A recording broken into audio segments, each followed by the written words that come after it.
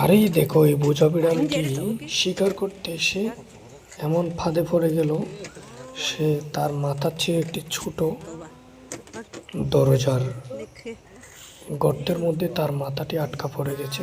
দেখো সে কিছুতেই ছুটতে পারছে না, হাম হাম করছে। এখন এমনভাবে আঁচড়াচ্ছে তার কাছেও যাওয়া সম্ভব না। খুব রাগী বোঝা বিড়াল। অবশ্যই আমরা দেখতে পেয়ে তাকে বাঁচাতে ছুটে আসলাম তার কাছে, তাকে সাহায্য করার জন্য।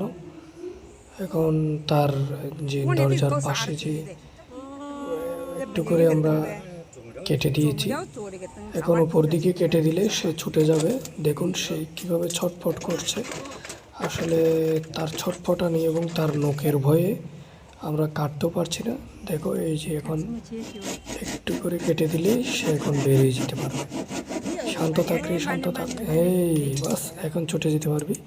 এখন কেটে দিয়েছি, দেখো সে কীভাবে খামচাচ্ছে। যখন একটু লুজ পেয়েছে, আরে বাবা অমনি ছুটে দূর।